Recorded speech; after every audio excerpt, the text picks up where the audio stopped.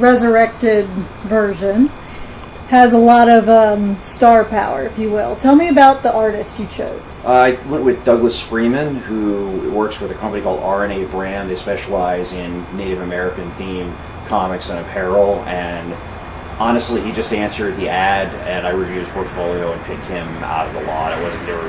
We didn't know each other beforehand, and I was only familiar with him through his application. I mean, I don't have a real good story about that one. Mm-hmm. As far as the other star power goes, Danny Filth from the English hard rock band Cradle of Filth is going to be writing an introduction to the book, and Danny and his band have been pretty good to me over the years, just kind of publicly endorsed the comic book and had us backstage and sort of talked us up in the press a time or two.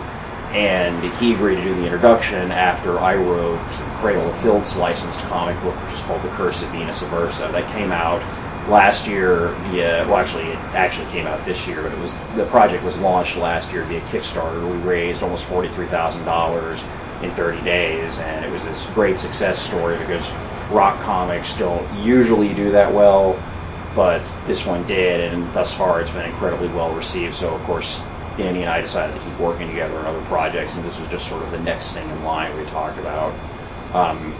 There is going to be also a soundtrack CD, which is performed by a local industrial group called Shrapnihil, and the soundtrack CD is going to be more ambient music. It's soundtrack and background music. It's not so much like a rock album. But the final track is the folk song House the Rising Sun, which was, of course, covered by the Animals. And Jyrki 69 of the Finnish rock band, the 69 Eyes, will be singing on it. They're a multi-platinum rock band from overseas. They have a pretty significant following in the States, but obviously more so in Europe. And Jyrki came in and provided vocals for a track there. So yeah, we've got a lot of friends and fans, and a few famous fans that the book has picked up over the years, which I'm incredibly grateful for, because it's a good thing to come outside of the gate with all these endorsements. And so how is the Kickstarter for Dead Souls Resurrection doing? It's doing pretty well. We just started about 11 days ago, so it's not halfway yet.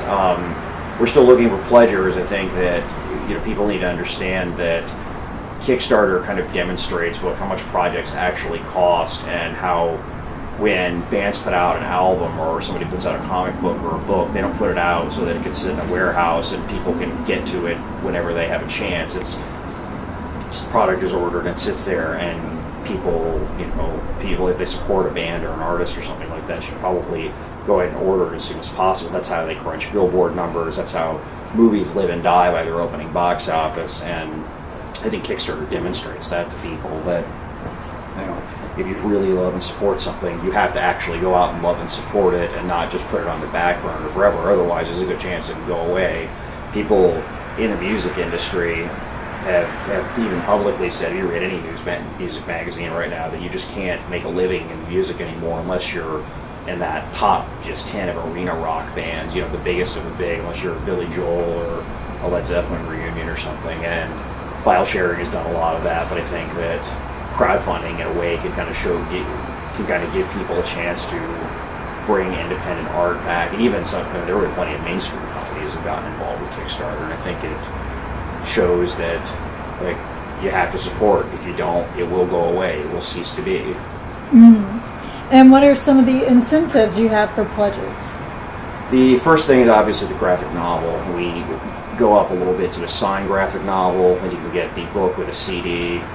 You can get these voodoo dolls at Quarter Kids, which is a company in New Orleans.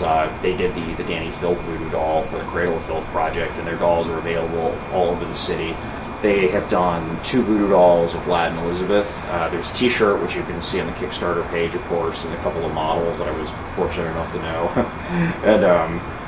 And then after that, we start going into things like script reviews from me. For the Cradle of Filth Kickstarter, we had a prize where you could get a Skype call with Danny Filth and myself, because Danny is Danny, and so people will pay for that. I guess a little bit of extra time with them and stuff like that. I'm not terribly hard to get a hold of, so I figured that what we could do is just sort of a writer's workshop with aspiring creators, where over Skype, instead of just talking, which we can do that too, we could go over a script or a short story, or if somebody wanted to submit something to me, you could kind of give them notes. I mean, after that, we have premium packages, which are like dinner at Galatoire's, and those are really, you know, they're kind of out there because you figure all you have to do is get rid of a couple of them, and you know, you made your money's worth. So it's mostly just books, CDs, T-shirts, and dolls. Those are the big things that I think most people are going to be looking at.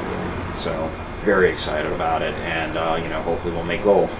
We have a few pages that are posted up. You can see we didn't do back and forth comparisons between the old pages and the new pages because I felt that seemed a little acidic or acerbic. I'm not sure what the word is. So these are just the new pages that we're showing people, but obviously they have most of the original script laid over them. And with that, I think we're looking at June or July of 2015. You know, hopefully we can kickstart it so that we can develop it over the next year. But the good thing about it is because we have the lettering files from the original book, a lot of the work is already done, and so we have quite a head start here. So I hope people can just understand that Rome wasn't built in a day. Graphic novels take a long time even when you work full time on them. Just head to deadsoulskickstarter.com and pledge to your heart's content. I said I feel very, very fortunate that I've come this far, that I've received the support from the local community and the arts community and the music press that I have. If you Google New Orleans comic writer, mine is the first name that comes up, which is very gratifying. So I just want to thank all of the past, present, and future fans for their continued support of both Dead Souls and my other comics, and hopefully we can see this one off the ground.